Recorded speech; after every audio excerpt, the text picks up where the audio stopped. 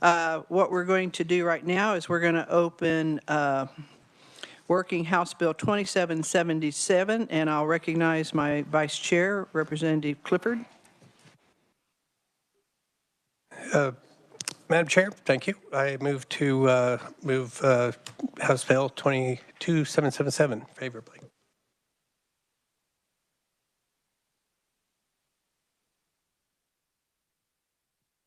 Second by Representative Bryce, or Representative Bueller, excuse me. All right, discussion on the bill. Committee, I will open up the discussion with some amendments on the bill, seeing as how I made a major error. Oh, Jen is not here yet. Well, we have to wait till we have our key reviser. Hey! She's running everywhere around this building, so. I wasn't paying attention. I tried to get started without you, and then you would have had to chastise me. You're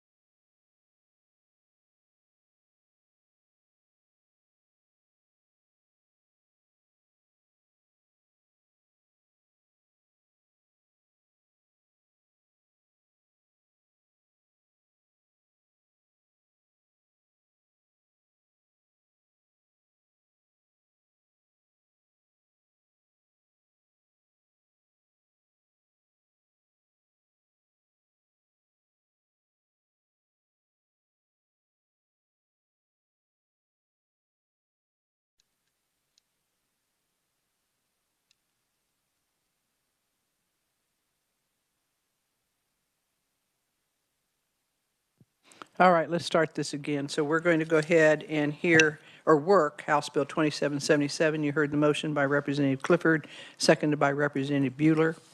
I will open up with an amendment, and we've handed that out to everyone. All right. The first amendment you will see starts for line 10 after facility or community-based locations. Yeah, Bueller. Bueller was this. Clifford seconds the amendment. Well, I haven't made the motion yet. I haven't made the motion yet. Well, he knows he has to watch me because I miss things right now. Or community-based locations where individuals with intellectual and developmental disabilities receive individually planned habilitation services as provided in KSA 39-1804 and amendments thereto. This was brought to us by Interhab to address their facilities. And then on line 14, after the word includes, we strike the word any, and then we add in a qualified residential treatment program as defined, and you can read all of that there. So I would move my motion to adopt the Landwehr Amendment. Is there a second? Seconded by Representative Bueller. Questions, comments on the amendment? Boy, everybody's easy on me today. All right, I will close. All those in favor signify by saying aye. Aye. Opposed, no.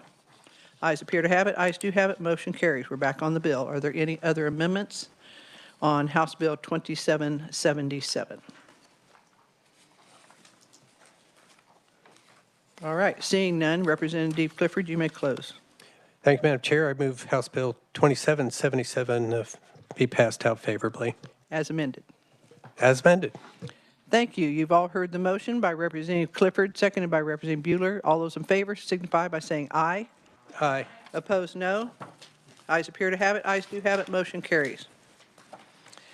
The next bill that we will turn our attention to will be House Bill 2784 concerning adult care homes relating to continuing care retirement communities.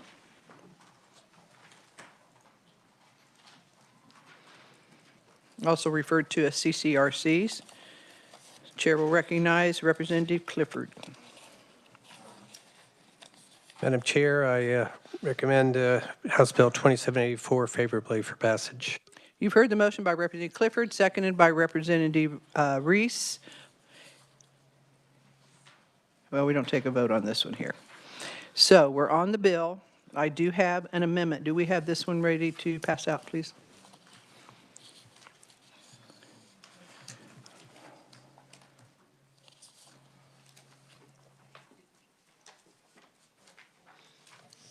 This one is big because of my mistake, so don't let it scare you.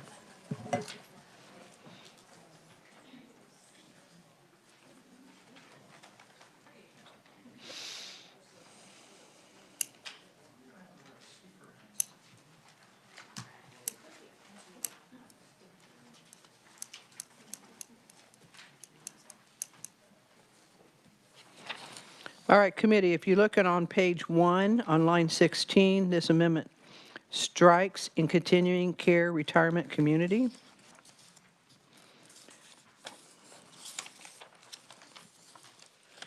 Then you go to page 3, and on line 13, after the word facility, we strike and we add the word or.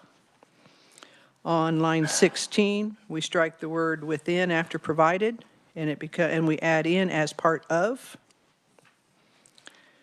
On line 26, we strike after facility, may include, and insert the word includes.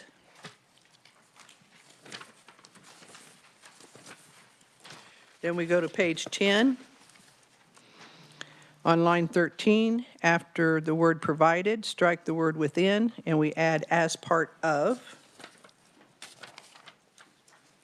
Page 13,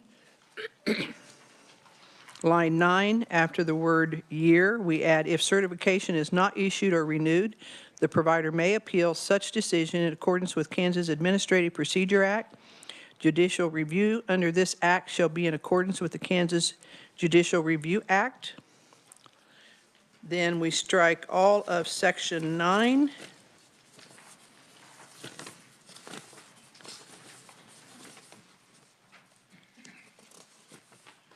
which goes all the way through 19. So basically starting on page 13, where section 9 starts on line 13, all the way through page 19. And then on page 20, lines 1, 2, 3, and 4. And then renumbering sections accordingly. So that would be my amendment. Is there a second? Seconded by Representative Reese. Discussion or comments on the landwear amendment? Representative McDonald. Could you just give us like a shorthand version of why we chunked out so much of the section 9? What Okay. thinking was on that? Thank you. Section 9 was an error on my part, not reading what the Inspector General had come back after reviewing the case that was presented before him. And so he felt uncomfortable with some of the things that were happening within the bed tax. And we do not mess with that bed tax without having a global discussion with all of the participants and stakeholders at the table on that. So it shouldn't have been in there in the first place. So that's why we're striking it. Is there further discussion on the amendment? Representative Blacks. Just a clarification question. I see on page 1 you strike the continuing care retirement community, but yet we still have a definition, and on 10 we've inserted another part. Is that just the continuing care retirement community? Is that just taking it away from the adult care home? Is that all that's doing, just clarification, is having it stand alone? Am I reading that correctly? Yes, you would be correct, Representative Blacks. Thank you, ma'am. Further discussion or comments on the landwear amendment? All right, seeing none. At this time here, I will close on the landwear amendment. All those in favor signify by saying aye. Aye. Opposed, no. Ayes appear to have it. Ayes do have it. Motion carries.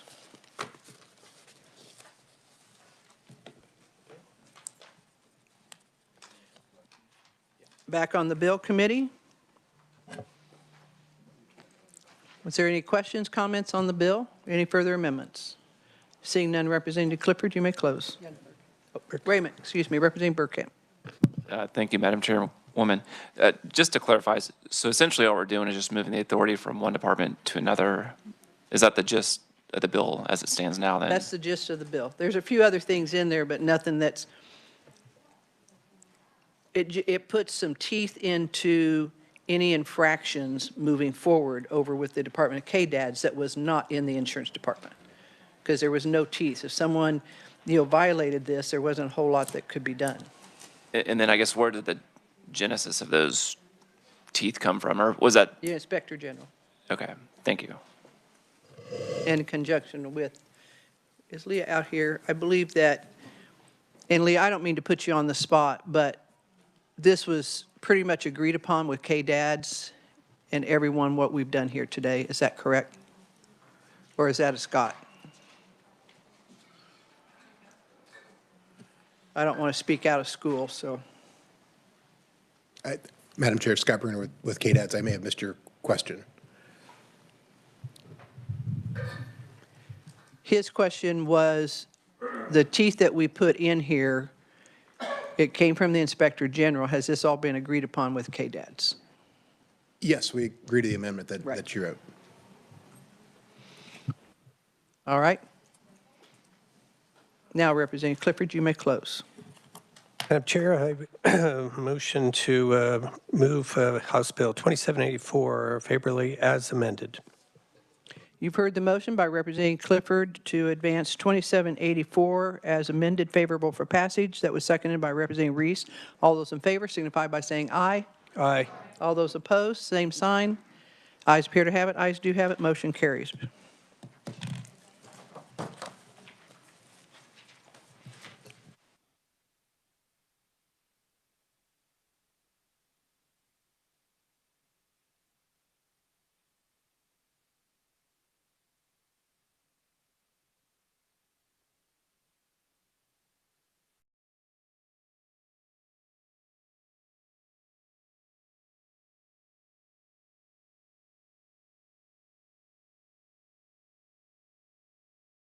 Now, committee, we're going to turn our attention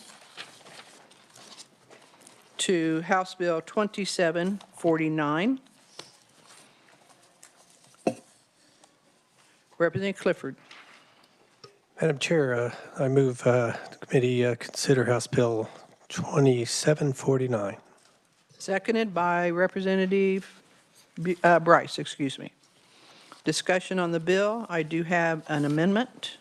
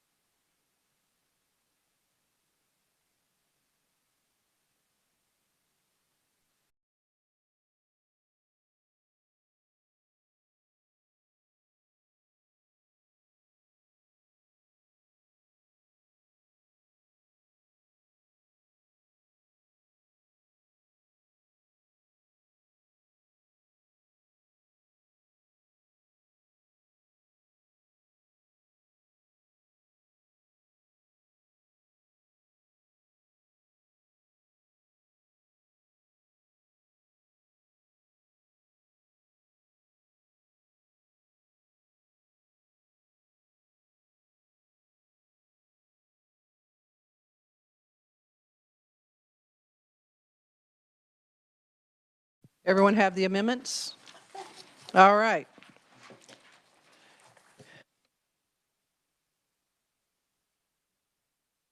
All right, the First Amendment Committee is, you'll recall that there was discussion in here about what the definition of a woman was. Would it include an 8-year-old girl? Or did it only mean women, females above the age of 18? So because patient is already used in this bill, in visiting with some other folks, we just refer to it as patient. So the reason you're seeing so many little red marks on here, I believe you all got red copies, is it strikes the word woman, womans, and puts in the word patient and patients. Is there a second on the Landwehr Amendment? Representative Ellis?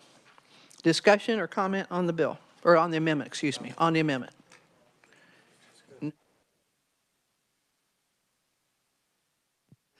Discussion on the Landwehr Amendment? Comment, Representative Clifford. Thank you, Madam Chair. I like this language. I get confused when conferees use the term pregnant person, and I do think patient is more appropriate in the healthcare setting. All right, thank you. Any other comments or questions?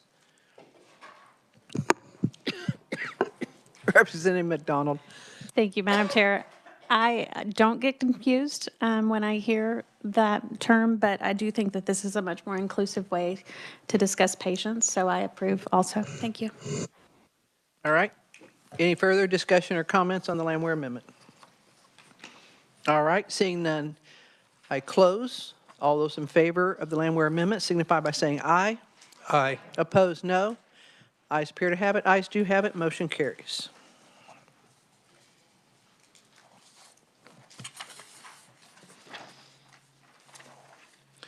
You want to hand out the next one, please?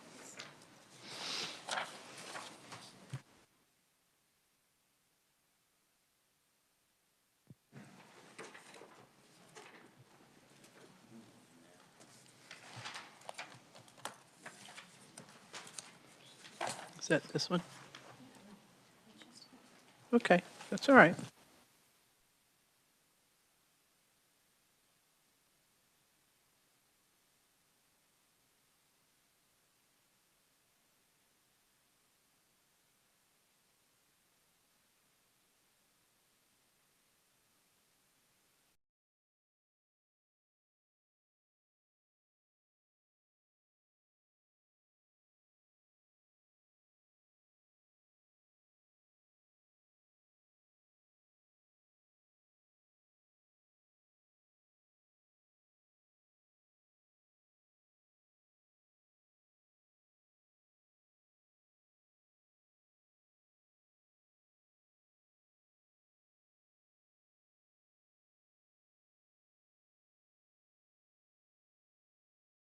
Everyone have the amendment?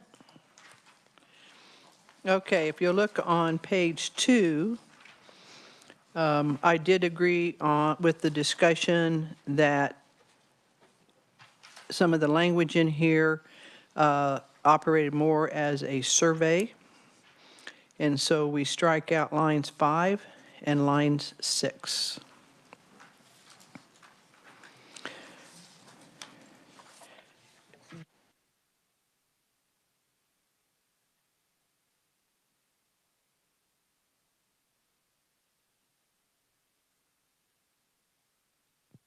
Representative Clifford. So I'll just point out that the reference to woman has been changed to patient by the previous amendment.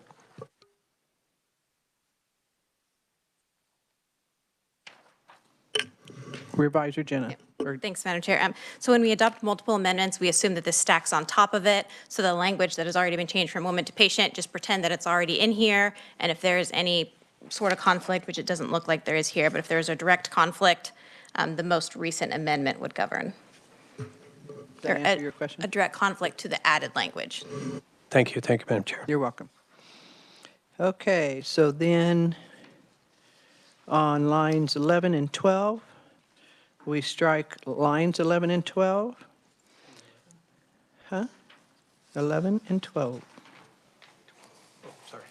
Yep. Then we will strike lines 18 and 19. Strike lines 22, 23, and 24, and 25. That's my amendment. Is there a second? Seconded by Representative Bueller. On the amendment, discussion or comments? All right, seeing none, all those in favor of the Representative Burkamp? Thank you, Madam Chairwoman. So then on lines 35 and 36, would we just need to take out the second most important and third most important piece if we're just doing that most important factor? You are correct, so I would amend my amendment with the agreement of my second, to strike lines 35, 36, and 37 as well. Is that correct?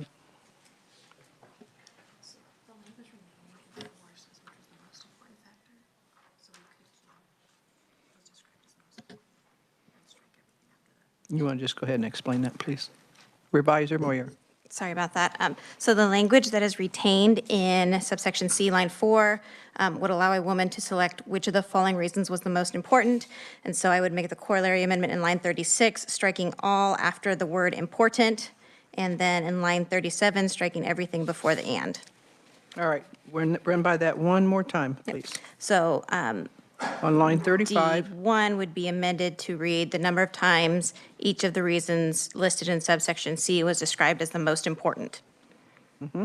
so you just strike the second most important and the third, Correct. et cetera. Okay. And you keep the word "and" on line 37? Yes, because we're still keeping the number 2 when there's a declination.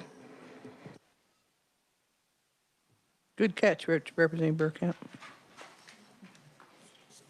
All right, discussion on the landwear amendment? All right, seeing none, all those in favor, pardon, Representative Blex. Thank you, Madam Chair Patient. The rest,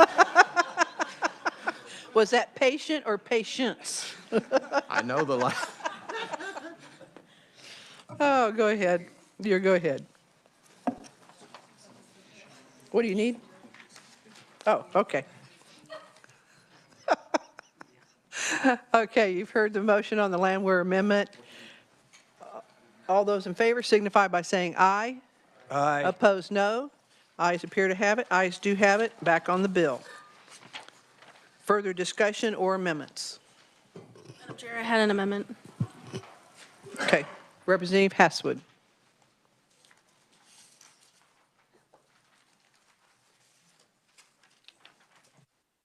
Thank you, Madam Chair. My amendment is addressing the concern that in the bill, it asked for reporting of people who declined to answer, but it wasn't clear that there was a specific question that asked for declining of answer. So this amendment is, shall inform the pregnant woman of such woman's rights to decline to answer the questions. Yeah.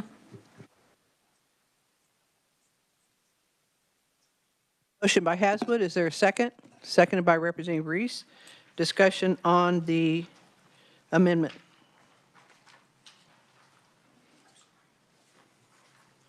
Representative Bryce. Thank you, Madam Chair. I just had a quick question. From what I understand, the bill currently has the option for the patient to opt out, but this would just put into statute that they would be told they have the option to opt out. Is that the intention of this? Yeah, I just wanted to make sure that, I don't know how this survey is implemented, if it's clipboard and here you go, or with a healthcare provider, but when people are reading through this, I just wanted to make sure that whoever is administrating it is telling them that they have the option to decline. Would this, Madam Chair, would this amendment still allow that the people taking the survey are still required to try and obtain the answers from the survey?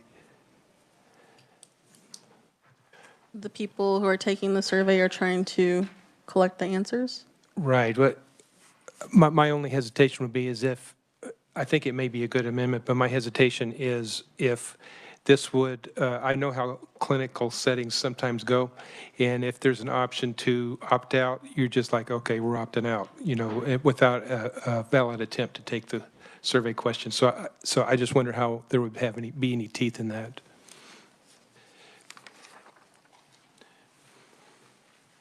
I think that's valid. I don't know, Jenna, do you have an interpretation? Thank you. If you look to page 2, subsection C, line 2, each pregnant woman shall be asked prior to the termination, which of the following reasons was the most important. So there would still be a requirement that the person, whether it would be the healthcare professional or the person checking them in, someone has to ask this question. And then they would say, which of these is the most important? You have the right to decline answering it. And then if there was a form, that would be a checkbox option. We have anyone from KDHE out here with us today?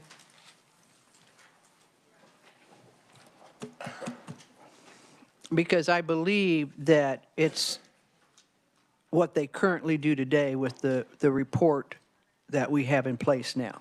So I think we'd be fine. Representative McDonald. Madam Chair, I have a copy of their questionnaire if you'd like to look at that they currently use. Do they have a section in there to decline, or? It looks to me like this is filled out by the provider, not the patient. Well, these are all filled out by the provider. They're not filled out by the patient. At a glance, I'm not seeing that. Okay. But I would say that if a woman wants to refuse to answer, she has that right, so. Representative Reese. Yeah, I agree, Madam Chair, that if the woman wants to refuse to answer, they have that right to do that. And the thing that wasn't real clear in the bill is a section that says that the woman has the right to decline answering the questions. Further discussion? Representative Turner. Thank you, Madam Chair. I guess, and I'm not sure who to ask the question to, but it seems like there's a difference between the original intent, which was the person declines to answer such, I'm sorry, if the woman declines to answer such questions, those responses shall be recorded, versus a categoric, I'm not going to answer any of the survey. Is that what this new element is? Is they can just categorically say, I'm not going to answer any of your questions, as opposed to they answer or decline to answer, and that's recorded. Just seems to be a change. Representative Haswood. Thank you, Madam Chair, and thank you for the question. My intention was to make sure that whoever's filling out the survey knows the option that they have to decline the survey. I feel like when folks are in this vulnerable position, there's a power dynamic happening, so they might not know they don't have to fill out the survey. So I wanted to make sure that they were told that they can opt out of the survey if they'd like to.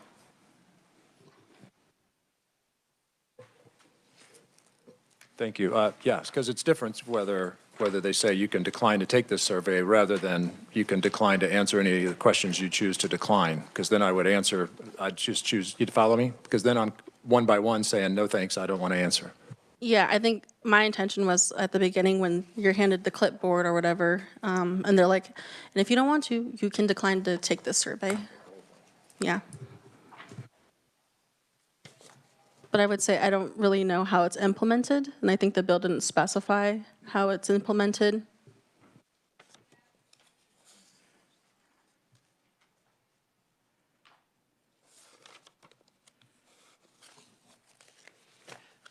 I guess my only comment, I think Representative Hass would be on this is that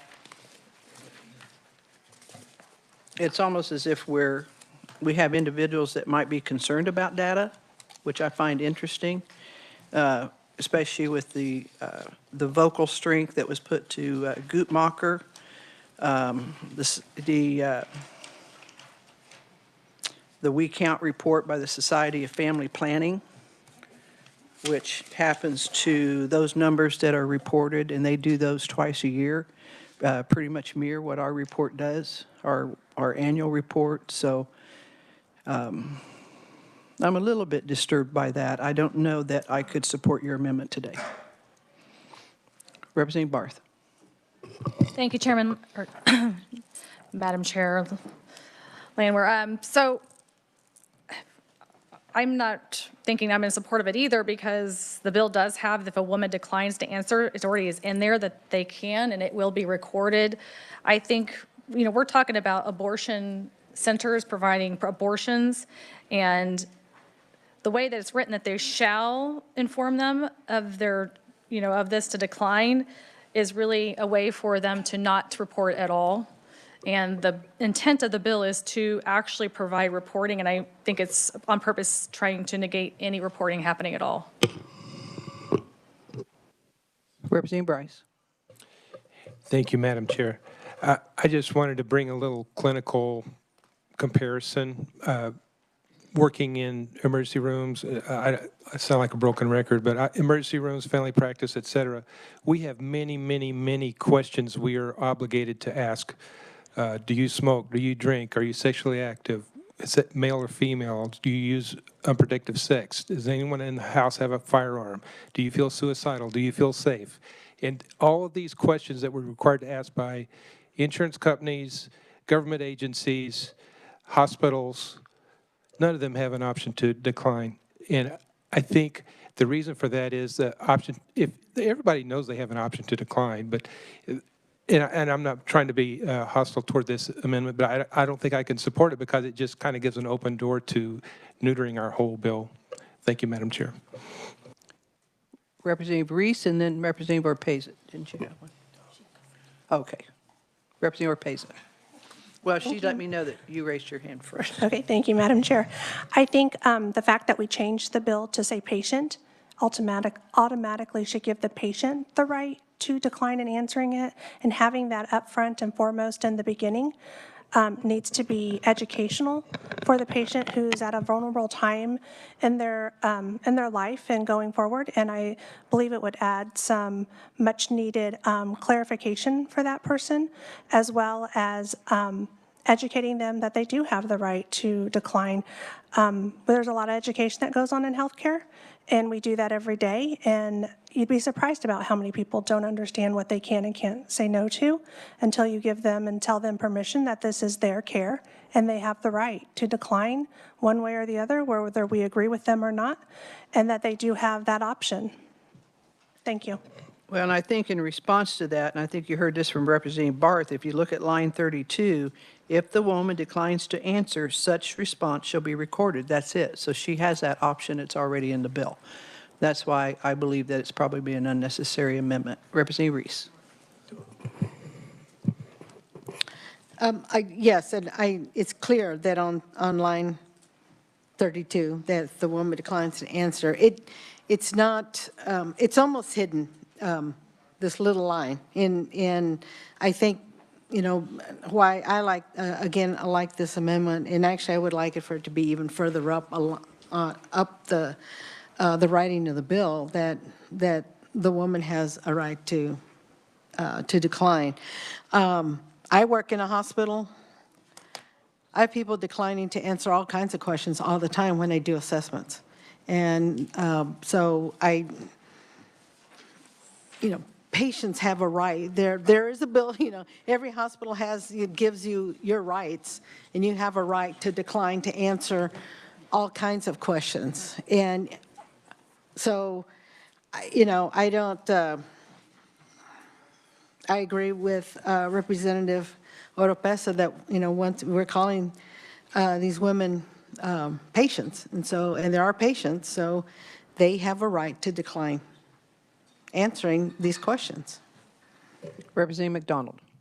I have a couple points. I'd like to push back a little bit on the assumption that patients would necessarily know they could opt out of answering, because a lot of times in a situation like this, I could imagine a teenager who is used to authority figures, and certainly in an environment like this, there would be a lot of authority figures in the room, and they may not realize their rights. So I do support pushing the wording into this bill to be a little more articulate. I think voters sent a clear message about attempts by the Kansas legislature to inject themselves between doctors and patients, and I don't think we should add additional layers of requirements that would damage the trust of the doctor-patient relationship any further. So that's one of the problems I have with this bill. This change does somewhat alleviate that concern a bit, so I would be supportive in the amendment. Thank you. And I don't believe, Representative McDonald, that the value them both vote dealt with the reporting issues. So I don't know that it's relevant in here. And I think it's about data. We heard testimony both from Planned Parenthood as well as the trust group out of Wichita that, it was, birth mortality in the African American community was important, et cetera. So this data all becomes important to figure out, okay, what's going on? Why is it happening? How can we make it better? And those types of things. Without that data, it's hard for us to get it.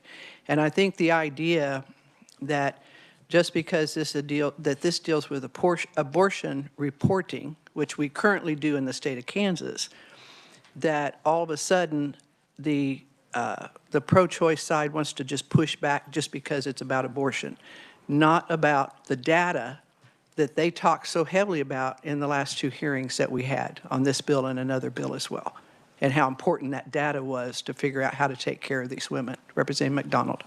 I appreciate that argument. I just do not see the medical necessity of the answers of these specific questions. I'm not sure how it would help us address the issue of abortion and in the future. Women are going to choose this if it's a legal option at times. That's all. Thank you, Madam Chair.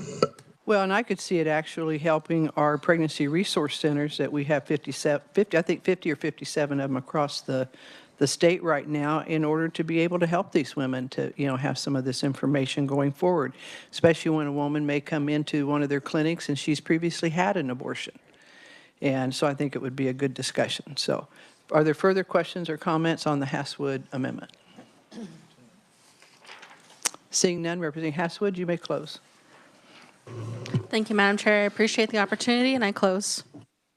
Who was that seconded? Okay, Representative Reese. You've heard the motion by Representative Hasswood to amend, seconded by Representative Reese. All those in favor signify by saying aye. Aye. All those opposed? No. The noes appear to have it. The noes do have it. Motion fails. Back on the bill. Are there further amendments or discussion on the bill? Representative Oropesa. Thank you, Madam Chair. I do have an amendment.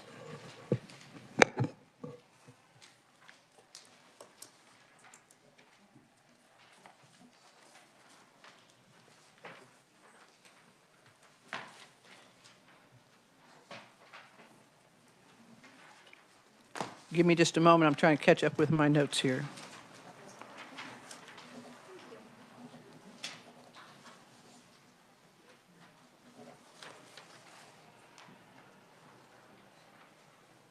All right, Representative Haswo, is there a second?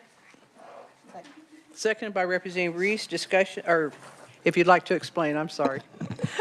I'm just moving. Thank you. Thank you, Madam Chair. So all my amendment does is take out page 4, line 29 through 33. And your reasoning for that And is? my reasoning for that is because, as we've been talking about data collection and those types of information, and I understand the people, understand why certain groups would want to know why, and to try to overcome that, I believe that is an overreach of using legislative KDHE to do that type of data collection. And so I do not believe that this is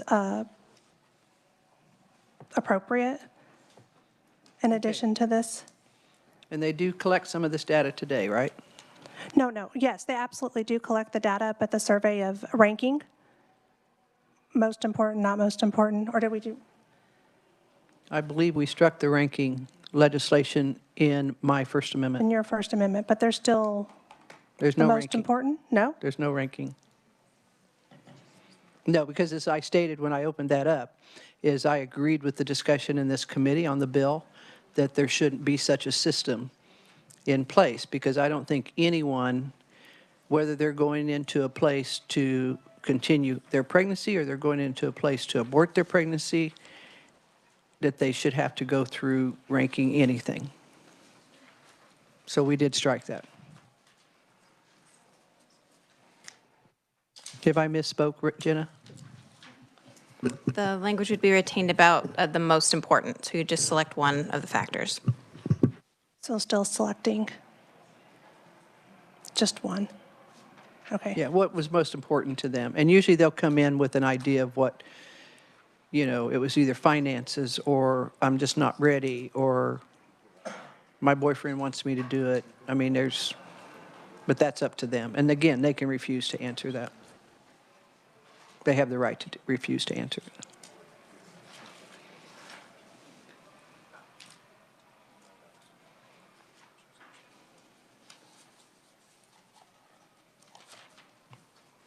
You want to think about it for a minute and I'll go? Sorry. Okay, no, you're fine. No, you're fine. You're fine. Sorry. Representative Barth? Yes, thanks, Madam Chair. I had a question, because I don't think Representative Oropesa is looking to eliminate the opt-out capability, and I just wanted to clarify with our advisor, Jenna, that if we take out the severability, which is the, definition-wise, is the capable of being severed, especially capable of being divided into legally independent rights or obligations, are we taking away those rights? So I think this is probably doing the opposite of what you want to do.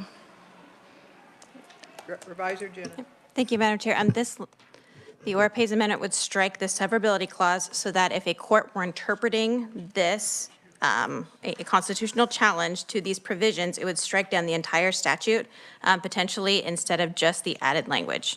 So the effect could be, if the court were to determine that the added language were integral to the interpretation of the statute, that the entire statute could be struck down, as opposed to just the added language. And that is the intent of a severability clause. It's not always a guarantee, but that is the intent of one.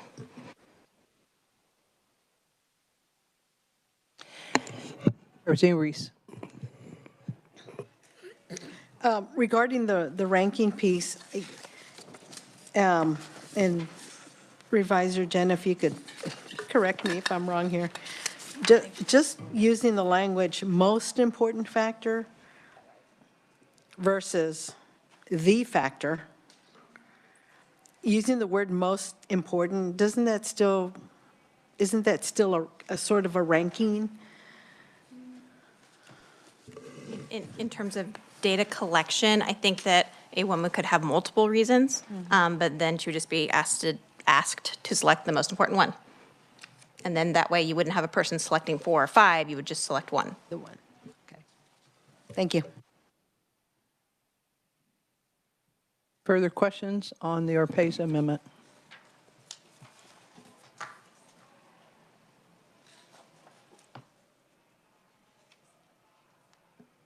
Representative Reese. I need more clarification. This, the severability that, taking out this language, which is what the amendment would do, I'm still not clear what it does by striking this. And then after hearing Representative Barth, I'm still not clear what it means if we adopt this amendment. I'm not an attorney, so, sorry. We'll go to our reviser, and then we can come to you, Representative Barth. Thank you, Madam Chair. So a severability clause is a clause that is sometimes added to legislation that could potentially be challenged by a court. And the intent of a severability clause is the legislature telling the court that if these added provisions, if this change in the statute is found to be unconstitutional, please keep what was there before. Please keep the existing 65-445. Sometimes it works and the court adheres to it, sometimes it doesn't. It's not a guarantee. The Oropeza Amendment would strike that severability clause so the court could decide if a challenge were to be made, whether or not the entirety of the statute should be struck down or just the language of the bill, if that makes sense. And the entirety of the statute is which statute? Is that the? That would be 65-445. Okay.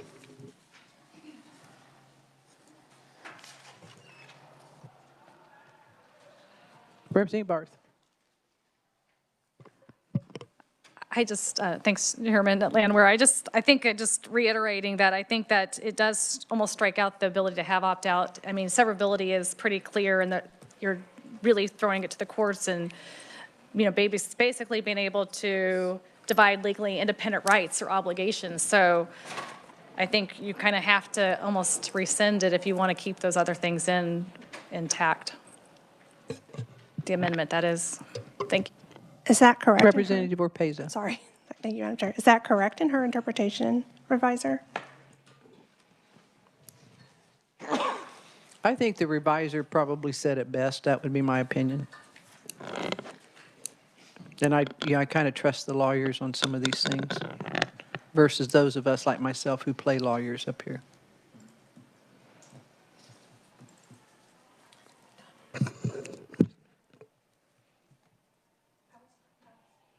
I would still like to go forward. I feel like it was put in there for a reason because they felt like the people who brought the bill forward felt like they needed some protection. So I'd like to strike that out. All right, Representative McDonald on the amendment. Yes, thank you, Madam Chair. I just want to make sure I'm really clear, because I'm a little fuzzy like Susan. When I look up 65-445, it says termination of human pregnancy records, annual reports, confidentiality of information, exceptions, criminal penalties for violations. So if a court were to find this unconstitutional, I guess this is a question for the reviser. Does that mean that a court would strike down everything in this section of the law which deals with termination of human pregnancy records, annual reports, confidentiality of information, exceptions, criminal penalties for violations? Is that, if we took out the severability clause, is that what you're saying? The whole Except bill for that one statute. would be strike down? I apologize. Thank you, Madam Chair. So if we look to the statute as it existed prior to the provisions of House Bill 2749, it's section 1 of the bill that's not in italics. And before this bill was introduced, there was already a statute that required certain things to be filed by the healthcare providers in regards to abortion. And so if we assume that a severability clause would be effective, then there's a possibility that the court could strike down the entirety of the statute and the reporting requirements from the medical care facilities, in addition to the added language about the survey of women in regards to the factor most important to the termination of their pregnancy. Thank you very much. That answers my question. Further comments on the Oropeza amendment? Where'd Representative Hasswood go?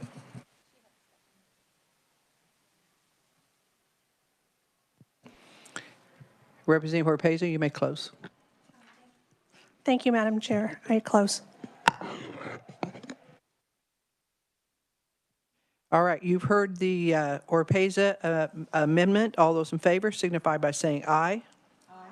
Opposed, no. No. Noes appear to have it. Noes do have it. Motion fails. Back on the bill. Questions, comments, or further amendments on the bill? All right, Representative Clifford. Yes, Madam Chair, just in general, I think it's very important for those in the medical field, those of us in the medical field, to have data so we can do evidence-based medical practice. As we heard from some of the conferees, the only data that seems to be available is from the Guttmacher Institute, which frankly, pardon me. I think it's Guttmacher. Ich habe Video in Deutschland gewohnt. Guttmacher is the stepchild or a child of the abortion industry. So I think for the integrity of the data, I think it's important that we have KDHE collect this data so we can just with integrity affect public policy. Further discussion or comments on the bill? Representative Oropesa and then Representative McDonald. Thank you, Madam Chair. And I completely agree with Representative Clifford in the fact that we do need data. But I believe I do believe that leveraging a state institution to provide that data is not the way a state agency should be used. I believe if there are organizations and people who really feel passionate about certain topics, regardless of if it's abortion or not, there are definite academic avenues and studies that can be done that gives full reign and openness to data that is collected and without any issue with integrity or ethics associated with it. And my thoughts are just that leveraging a state institution is inappropriate because of consent, RIB, our principal investigators, everything that we go through when we use academic research and making sure everybody's safe in doing this research and open and knowing their options up front and not somewhere in a survey down the line or at the last question. So there are definitely ways to do this, and I feel like it should have been, if people definitely want to know, and I can definitely understand that as well, that there are definitely other avenues to use other than state and providing policy. Thank you. Representative Oropesa, you made the comment that the patients aren't safe. How do you figure that? When you do an academic research, everything is, it goes through specific evaluations of the primary investigator. What does your question pose? It goes through several eyes in how they do research and data collection to ensure that everybody is safe and understands the pros and cons and that they do not have to participate in research for data collection. Well, and this information is provided by the abortion provider. It's not provided by anybody else. And currently today, with the report that we received, that we used to get in March, but for some reason for the last 6 years, we're only getting it until June or July once the legislature is out. So it is collected today. Most of it's collected today, not all of it. There is new questions in there.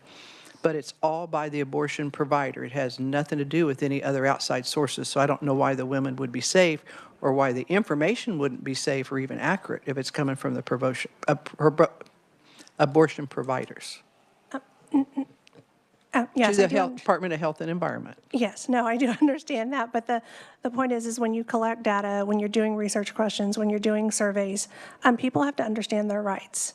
And not that they can or cannot participate, that they understand like how this data will be used, and for a group to leverage a state institution and continue to ask about what's the most important, it concerns me that we're not doing due diligence in informing patients and that they're just, it's just using the what they have, and that a group specifically brought this so they could report data and have the data collected, which I understand a lot of people do want to know why people do certain things, but at the same time, we don't make state law saying that they have to do it just because we want to know. Well, I bet you if we were to look at a lot of different agencies and departments, we'd find surveys that are collected by those agencies, provided to those agencies in order to, figure out what's going on, why is it happening, how can we improve things, how can we change things. I think the only reason that there's opposition to this here is because it deals with abortion. So that's my personal opinion, Representative. Thank you. You're welcome. Representative McDonald. Thank you, Madam Chair. I think we've made the argument in this debate that this data collection is medically necessary, but upon further conversation, it's been explained that this information is really being gathered for these pregnancy resource centers to have data to do their work. And I just want to point out, I don't necessarily believe that this data is being collected for doctors. I think it's more being prepared for the pregnancy resource centers. So, thank you. Representative Vaughn.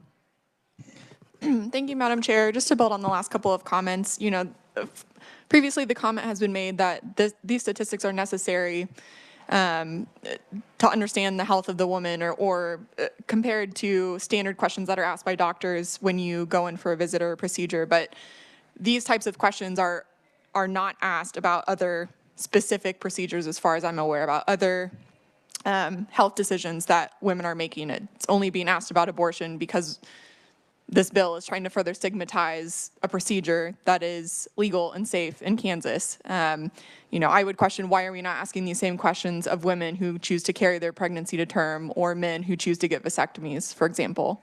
And I will leave it there. Thank you. Representative Clifford. Thank you, Madam Chair.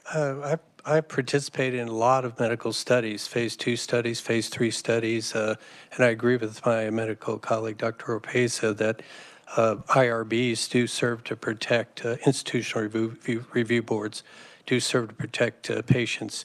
I do think here, especially as the state's now becoming a destination state for abortion, we're dealing with a lot of out-of-state individuals. Public policy requires data that's a lot more timely than that is available in academic studies. The biannual reporting will help inform public policy, and I'm very much in favor of proceeding and passing this bill out favorably. Thank you. Further comments or questions? Representative Reese.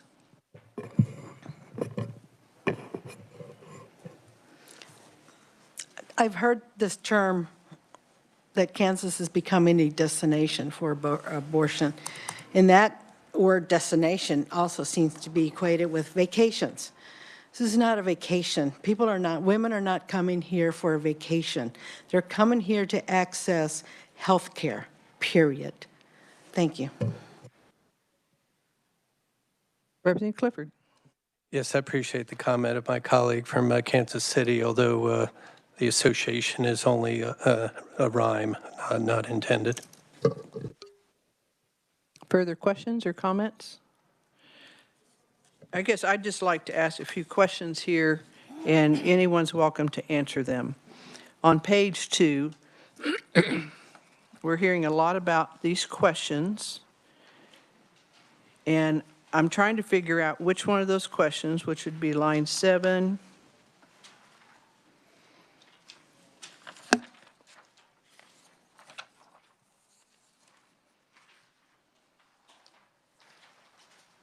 to lines 39, which one of the remaining questions are intrusive, invasive to women?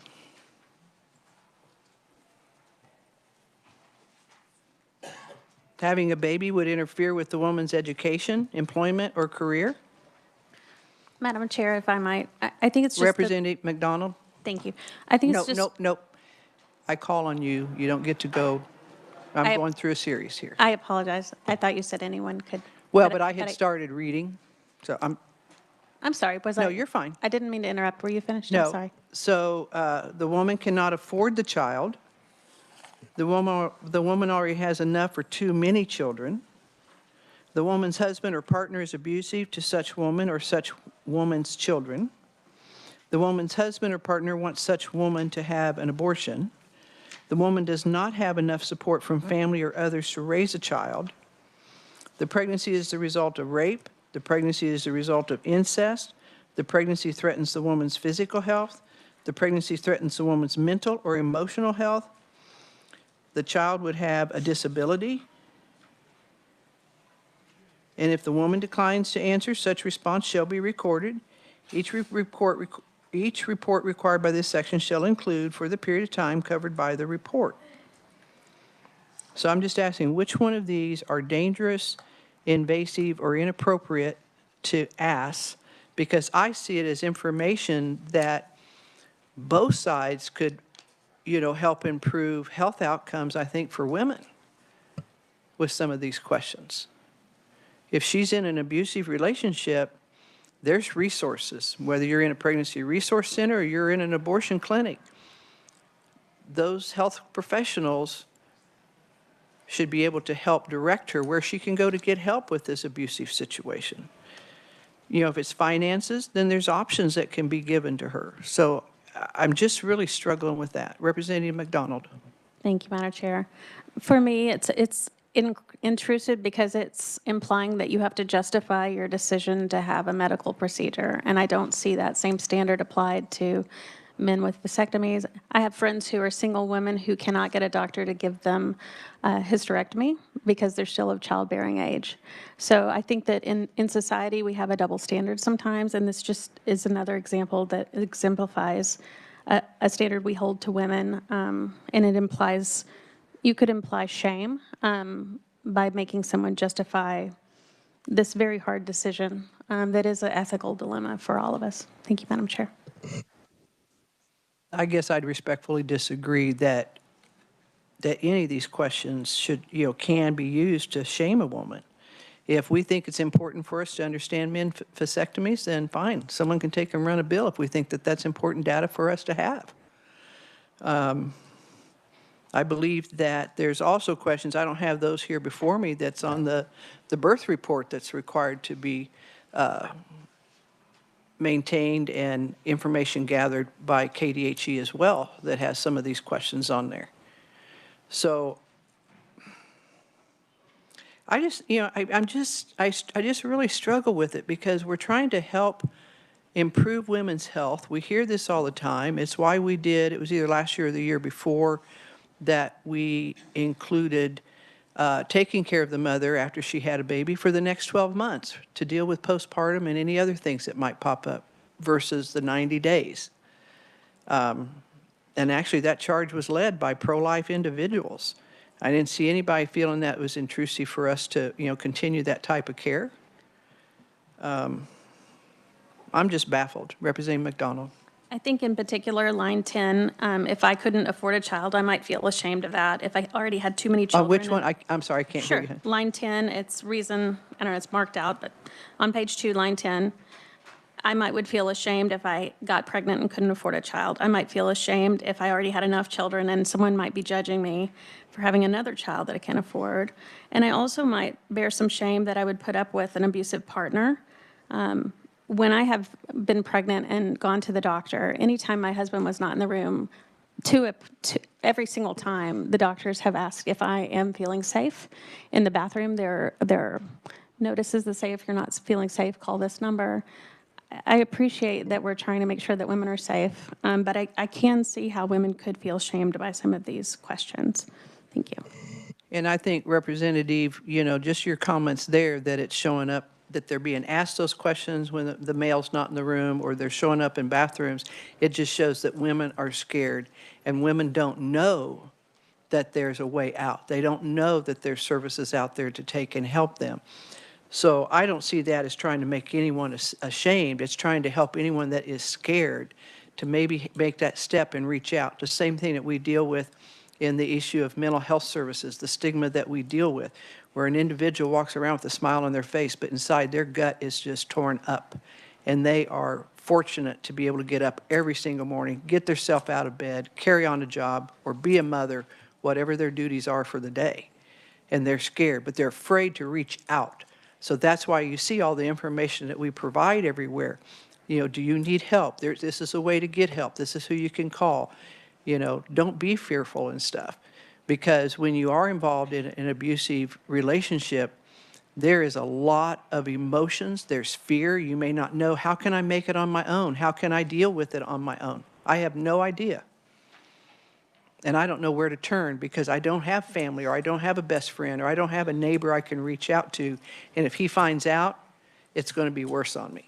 So I think that those things are helpful. I don't think it's to shame, Dave, can you scoot back just a moment? I don't think it's to shame women whatsoever. And I think any healthcare professional that did it to shame them, it's shame on them, on the healthcare professional, because that's not what it should be about. It should be strictly about helping women, and that's all it's about. Further questions or comments? Representative Reese. Thank you, Madam Chair. The only questions I can see remotely okay with is number 26, 27, it's line 26, line 27, line 28, line 29, and line 30. Well, I guess it would be 30 and 31. These questions deal with the health of the woman or the health of the child. And I could see those being okay to ask, and probably, I don't know, they might already be being asked. Those would be the only ones that I could see remotely okay with. Well, I guess, Representative, I would look at line 7. Having a baby would interfere with, my education or my employment or my career, so that could go to a woman's mental health. And she doesn't see options. She doesn't know where she can maybe get daycare or any other services that she may need. Because again, not everyone's got family out there to back them up, or friends and neighbors. She can't afford. Well, we have services out there that are available for women that can't afford to have their child. And what does that mean? Because if any of us, and I would challenge almost any woman that's ever had a child that said, I waited until I could afford it. We can never afford them because children are expensive. We do it because we made a decision, and then we do the best that we can. The woman may, maybe she's got 4 or 5 kids and they're all under the age of, let's say, 10 or 12. That's a big burden. So when you look at line 13, again, it goes back to her stress level, her mental illness, and, maybe help can be given to her. If not, then she's made a decision to abort that baby. The abusive, I think we want to find people that are abusing these women. Her husband or her partner wants her to have an abortion. Again, she should be given options, but it's her decision to make. Or she doesn't have enough support from her family. I guess I'm just struggling with that, and I do appreciate you agree with me on some questions. Representative Reese. I have a follow-up, and thank you, Madam Chair. So if this information is being given to the state, what are they going to do? How are they going to know that a specific person has an abusive partner, and what are they going to do about it? The report to the state is just a report for us to gather. They don't get, and I could be corrected, but I don't believe I'm wrong on this. The state doesn't get the individual person's data. They get the accumulative data. The healthcare provider, so whether it's in a pregnancy resource center, in a doctor's office, or in an abortion clinic, those are the people right there that can help that woman. They can give her options on what she can do about the abusive. How abusive is he? Is he abusive because he's stressed because he lost his job? Is he abusive because he's stressed because of their finances? Well, then that's what we need to help them get through, and then because that can impact the mental health on things. If you recall, one of the things that we've discussed on the MHIT program, for example, is the idea that Johnny or Susie at school is stressed out because mom and or dad are stressed out because they've lost a job, or there's a loss of a family member, or the finances are really tight and they're struggling, and the kids, start feeling this. So it may not be abuse in the way that some of us think of it, is that this person is out just to hurt because they're angry all the time. it could be a temporary lapse in judgment. So how do we help her get the services that she needs and possibly her husband or her partner as well? So I think that's where we're coming from with it. Are there any further questions or discussions? And I believe we're on the bill, am I correct? Okay, I'm getting a nod from Jenna, so I didn't want to lose where I'm at. Seeing no further questions or discussions, were you the motion to bring the bill out? And the second was? Bryce. Okay, go ahead. If you'll renew your motion, close. Yes, Madam Chair, I recommend that I move that the committee pass out House Bill 2749 as amended favorably.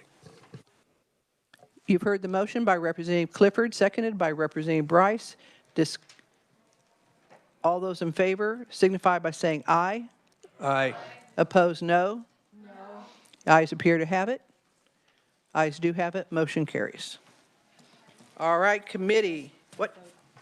Okay, just a moment here. Representative Reese would like to have her vote recorded as no. Representative Dorpeza, no. Representative McDonald, no. Representative Hasswood, no. And Representative Bond, no. Representative Clifford? I would like to be recorded as yes. Representative Clifford as yes.